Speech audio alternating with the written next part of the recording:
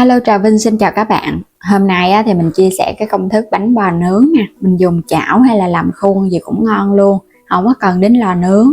Bánh thành công ngay lần đầu, mềm xốp, thơm phức, béo ngậy nước cốt dừa. Làm rất là dễ thì mời các bạn mình cùng xem ha. Đầu tiên là mình dùng ở đây 300g bột gạo. Bên này là 30g bột năng nha, lượng thì khoảng 3 muỗng ăn canh. Một cái trứng gà lớn, thêm chút muối, ngỗng vani cho nó thơm bánh. Một muỗng cà phê men khô, men ngọt, loại men làm bánh mì nè, là 4g nha. Các bạn dùng cái loại này thì không cần kích hoạt. 150g đường cát. Nước cốt dừa thì mình dùng 450ml nha. Nếu mà không thích béo thì các bạn thay bằng sữa tươi không đường cũng thơm lắm. Rồi cho hết cái trứng gà vào trong thau. Nếu mà dùng cái trứng nhỏ thì các bạn dùng 2 cái luôn. Khuấy sơ cái cho cái trứng này nó tan ra. Bánh bò nướng thì làm công thức này thì mình dùng trứng. Còn nếu các bạn không thích trứng thì bỏ qua cũng không sao.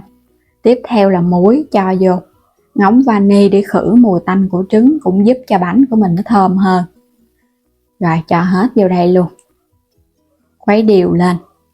Trứng thì cũng tạo cái độ nở xốp cho bánh. Còn các bạn ăn chay thì mình bỏ qua 150g đường, 4g men, 450ml nước cốt dừa. Mình dùng nước cốt dừa cho bánh nó béo thơm. Còn các bạn họ giảm béo thì dùng sữa tươi nhưng loại không đường mới ngon. Còn loại có đường thì cái độ thơm nó không bằng. Khuấy đều lên. Rồi bây giờ sẽ cho bột vô nha.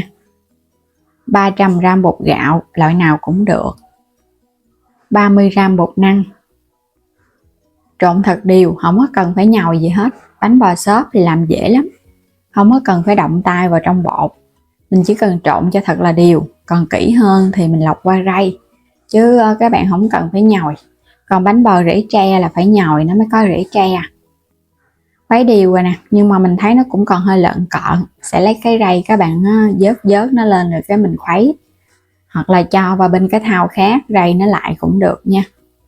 Cái bước làm bột đơn giản vậy thôi. Bỏ ra ít phút trộn cái là mình ủ. Chỉ là cái thời gian ủ nó hơi lâu, chứ làm không có lâu đâu. Rồi bây giờ đậy kính. Trời mà nắng thì các bạn đem phơi nắng. Còn không có nắng thì cứ để yên ở trong nhà ha. Chờ từ 1 cho đến 2 tiếng đồng hồ. Trời cũng mát nên mình để luôn 2 tiếng. Có nắng thì các bạn phơi nó sẽ nhanh hơn, khoảng 1 tiếng là bột nó nở gấp đôi rồi.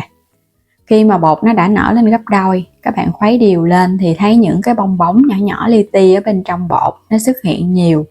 Như vậy thì cái phần men của mình nó nở, bánh thì nướng lên nó mới ngon nha. Còn mà nó không nở, nó chai các bạn nướng hoặc là hấp gì nó cũng không thành công đâu. Hôm nay mình dùng cái khuôn bánh khọt, quét sơn lớp dầu, rồi để lửa thiệt là nhỏ, làm nóng khuôn trước. Các bạn sẽ cho bột vô. Cái phần bột này mình gót xung quanh cái viền khuôn trước một cái nha, rồi hãy cho vào chính giữa, chứ không thôi các bạn cho vào chính giữa thì nó dễ bị khét lắm. Tại vì mình nướng ở đây là bếp ga. Cái lửa nó sẽ chủ yếu để lửa nhỏ là nó nằm ở chính giữa. Rồi, các bạn lấy cái muỗng mình đè đè nó xuống vậy nè, cho xung quanh nó có cái viền bánh. Còn không thích thì không sao nha, cứ để yên cái khuôn vậy rồi cái nướng nè. Có cái viền thì chút cái viền này nó giòn, và nhìn cái bánh của mình nó cũng lớn. Nếu mà không dùng cái khuôn này thì các bạn dùng cái chảo chống dính nhỏ đó, rồi mình cho bột vào mình nướng. Bây giờ đậy nắp lại chờ cho nó chín. Để lửa thiệt là nhỏ thì khoảng 10 phút ha. Các bạn cũng có thể kiểm tra, tại vì cái độ lửa nó cũng khác nhau đó. Nhớ là kiểm tra thường xuyên. Thấy cái viền nó vàng lên vậy nè, các bạn sẽ trở bề nó lại. Tại vì cái mặt ở bên trên nó chưa có chín đâu. Mình sẽ úp ngược nó lại để cho nó chín đều ở bên trong. Còn cái này mình thấy nó cũng chín nè, nhưng mà muốn cho ở bên trên nó vàng hơn để cái bánh nó thơm hơn thì mình cũng nướng 2 mặt bánh luôn. Cái mặt bên dưới này mình nướng thêm chút xíu nữa là được rồi, đừng có nướng lâu quá nó cũng khét. Mình nướng cho nó vàng cái nữa là được rồi, sẽ gấp ra luôn nha. Bánh nó nướng thơm phức nó xốp, dở lên nó nhẹ tay lắm. Nướng xong hết một mẻ bánh thì bây giờ mình nướng tiếp. Cái mẻ bánh thứ hai, các bạn cũng gót bột vô. Rồi cái mình cũng đậy nắp mình nướng từ từ ha.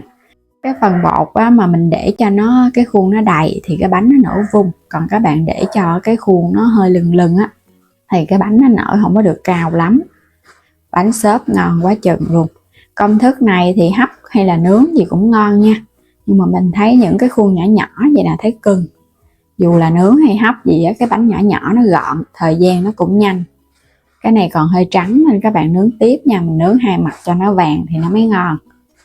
Bánh có trứng cũng tạo độ xốp cho bánh và giúp cho bánh của mình nó nở tốt hơn nữa đó.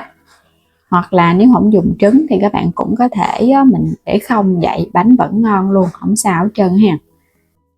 Rồi bây giờ gót tiếp phần bột vô cái khuôn rồi cái mình nướng tiếp cứ làm lần lượt vậy đó. Một cái khuôn bánh làm nhanh lắm, làm chút xíu mình nướng chút xíu là nó chín vàng, tại vì cái bánh này nó nhỏ đó.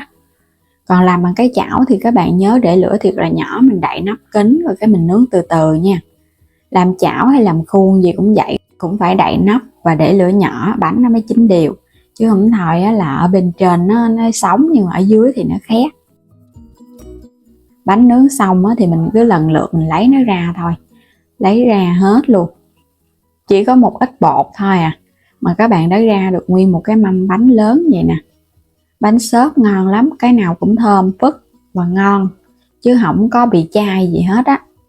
Cái men này mình làm không có cần kích hoạt thì cái men sau khi mà mở cái gói ra các bạn để tới đan từng lễ thôi, chứ để lâu quá nó chết men thì bánh nó cũng không nở, làm nó cũng chai đó.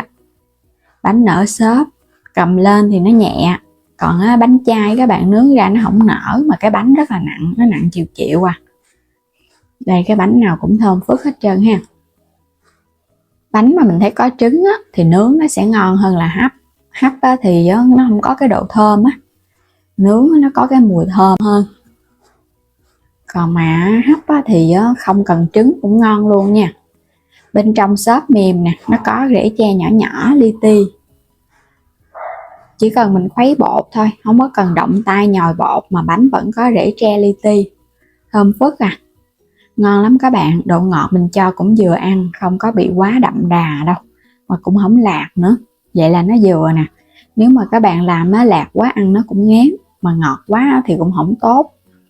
Bánh cái độ ngọt cũng có thể tùy chỉnh, tại vì cái lượng đường không ảnh hưởng đến chất lượng của bột, nên các bạn cũng có thể cân chỉnh tùy ý thích thích lạc lạc thì mình giảm đường lại. Và bây giờ thì cảm ơn các bạn đã luôn theo dõi ủng hộ kênh của mình nha. Nếu chưa đăng ký kênh thì vui lòng đăng ký ủng hộ kênh Alo Trà Vinh và Alo Trà Vinh 2. Và trong kênh mình có bán thêm các sản phẩm liên kết, thì mời các bạn bấm vào góc trái video xem sản phẩm, hoặc là bấm vào ảnh kênh chuyển đến cửa hàng xem sản phẩm, lựa chọn mua ủng hộ mình với ha. Xin chào tạm biệt, hẹn gặp lại các bạn ở những video tiếp theo.